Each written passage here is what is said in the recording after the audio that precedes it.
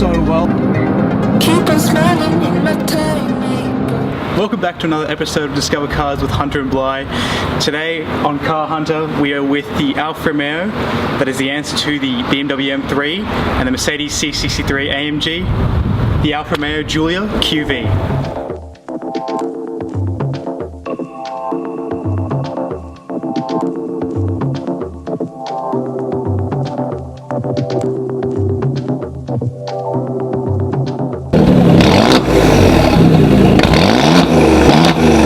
Alfa Romeo's answer to the M3 and the C63 is quite an answer. It's a Ferrari-sourced engine V6 twin-turbo 2.9 litre, producing over 500 horsepower and 600 newton meters of torque, which is incredible. It sounds amazing, and I don't have to say anything more past the looks. The looks are incredible, the body lines look great. It's all sculpted, airflow's amazing. This car is an absolute beast. So walking around the front, what makes it different from a normal Giulia is just the aggressiveness in the body styling. Like obviously you've got extra heat exchangers at the top that allow all that extra heat in the V6 to leave through there. It's also got an active front splitter. So that front splitter moves down when you're going faster to produce more front end downforce, which you need because all that power is going towards the back. Moving on to the sides, you have cross-drilled brakes with the iconic yellow calipers. They're massive and they will stop on a dime. And also same with the back as well, they're dramatically improved over the standard car. You have bits of carbon fiber placed everywhere as well, like along the door trim and especially on that ducktail spoiler at the back, and obviously the splitter. But the interesting fact in with this car is that it has carbon fiber where you can't really see it until you actually pop the bonnet. The bonnet is made out of carbon fiber. The roof is made out of carbon fiber, and obviously that little wing at the back. It also has a carbon fiber drivetrain as well, carbon fiber drive shaft, so which is incredible. The rest of it's made out of like strong steel. This is the car to have if you want to stand up in the crowd. I mean, come on, it looks better than an M3 and an AMG every single day of the week. That's just the way it is. That's the way Alfa Romeos are. Walking around to the sides, I mean, it's more that sculpted bodywork. And then coming around to the back, you have bigger tires and obviously the iconic quad exhausts. So those look incredible. They're staggered, they sound great, they pop, bang, create all the right noises that a V6 twin turbocharged engine should sound. But out on the outside, that's the main look. It's really just about improving airflow and about making this car look absolutely beautiful. I mean, the iconic Alfa Romeo shape at the front with the sharp V and the offset license plate. This car is a work of art on how it looks and also just the way it sounds. This car is Alfa Romeo's return to their roots. They've been producing hatchbacks for a while, and they had the 159, which didn't really have the soul this had. But bringing this out, the QV, it really brings back to what Alfa Romeo is really all about. So walking around the interior of the Giulia QV, you've got a few different pieces, but nothing too complex. You've got a dial, which is going to be your modes dial. So in your modes, you're going to have race and DNA. Race mode, obviously, it's limiting as many instability controls, making it as slippy and as track oriented as possible, making sure that you don't get bad lap times from getting lane change assist getting involved or anything like that. Dynamic doesn't go that far. It's, you know, I want to feel racy, I want to get the exhaust going, I want valves open, I want to hear that V6 and I want to feel the car. That's DNA, that's for the road.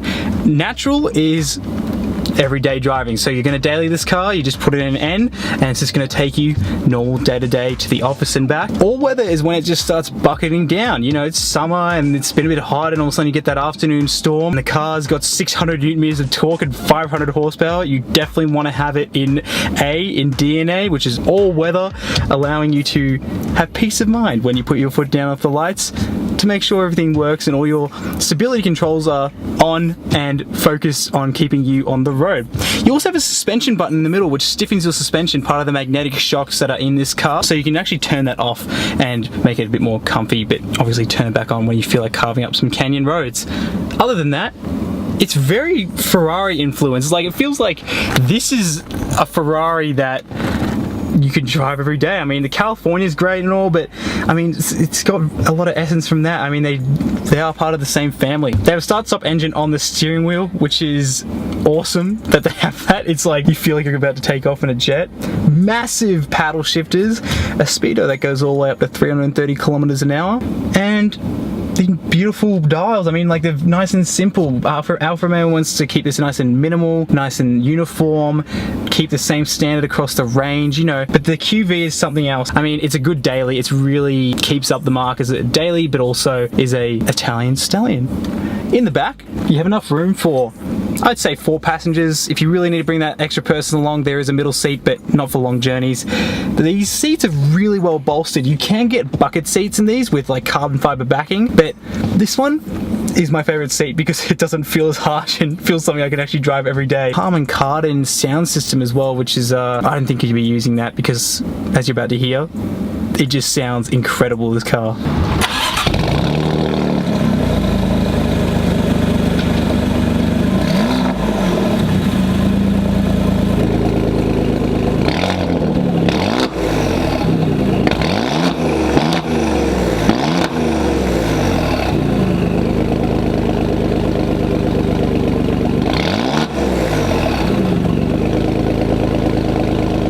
Now, what you just heard was Alfa Romeo's Monza exhaust that is used for the Giulia QV. These staggered exhaust tips just suit the car so well. If you're a normal all-road and even driving slowly and dynamic, the valves inside will keep this car very tame.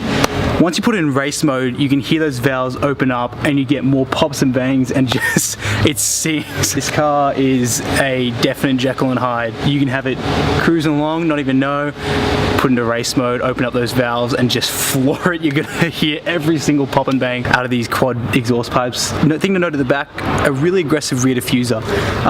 It's not one of those ones for looks. Definitely does something. Alfa Romeo really worked hard on their R&D to make sure this car was functional in every way. So hence that extra ducktail spoiler. You need that downforce when you've got 600 Newton meters going through those rear tires. I keep repeating those numbers because, man, that's a lot of power. Welcome to the engine bay of the Alfa Romeo Giulia QV. Here you have the 2.9 litre fire-breathing V6 twin turbocharged engine producing, as you guessed it, 500 horsepower and over 600 Newton meters of torque. The engine cover is great. I mean, it's the right sort of design. You have, it's like, it's not covering and making it ugly.